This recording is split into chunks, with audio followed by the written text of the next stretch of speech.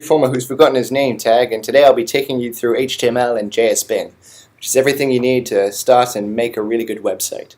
I'm going to be zipping through things quite quickly in this video, and that's because we've got lots of tasty resources for you to get to grips with. But enough about that, let's get making. So the first thing you want to do is go to jsbin.com, which is a website that makes websites. And before we build anything, you want to register, because what that will do is it will save things to the JSBin cloud. Now, if you're not logged in, your work won't be saved and you'll hate yourself forever. If your JSBin looks like this, then don't panic, it's just a crazy demo page, but what you do need to do is click bins up at the top left and go to new. Now I'm actually going to start building my website, so I'm going to add a header by typing in H1 and then clicking the tab key to get some H1 tags, and in the center of those I can start writing on whatever my website's going to be about. Now I'm going to do a paragraph. That's done by clicking the P key and then tab, which will auto-generate some paragraph tags, and then enter in some website content. I'm going to change this question mark into a full stop because it's just a well-known fact. The best web developers are usually the best Googlers, so here I'm doing something I'm particularly good at, which is looking something up. So W3 Schools is just an awesome reference, and I'm looking for the HTML code to get an image in JSBin, and here it is. W3 Schools even has a live preview so you can see what your code looks like before you chuck it into JSBin.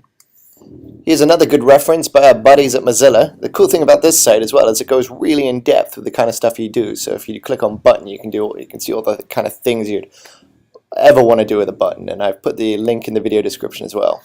Back to Nick Cage. Ooh, he's a terrifying face. But what you're after is the image URL. Make sure you don't take the Google search URL. It's the copy image URL. You throw that baby after source between the quotation marks, and boom, you got yourself a wonderful looking Nick Cage face. Now if you click on this little arrow at the top right, live preview, you're looking at what everyone else looks at when they go to jsbin.com/whatever your site happens to be.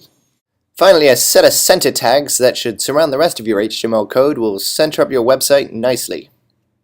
Now let's hack Google. In either Firefox or Chrome, what you want to do is right-click and inspect element. Now if you're a keen scholar, you'll realize everything in this little console window that's popped up is actually HTML. And as you run your mouse over the console box, your Chrome or Firefox browser will show you which bit of HTML stands for what. So here I'm deleting the Google logo and I'm replacing it with a Google logo with moons for O's. I'm not done yet. If I right-click Inspect Element on Google Search, I can change the text on that. And I've also, in the HTML part of this console box, added an on-click function, which I ironically Googled. So when I click on the Go to Freeformers button, it takes me to the Freeformers website. You can try this on any site, so hack away. Right, guys and girls, thanks so much for surviving that. That's HTML, it's the basics, it's the absolute fundamentals behind any website, mobile phone app or video game that you want to make. And it's really crucial that you get to grips with it, whether that be you watch this video a couple of times. I did zip through it, but there's lots of tasty information down at the bottom of the page, which I've also linked in the video description if you're watching it on YouTube.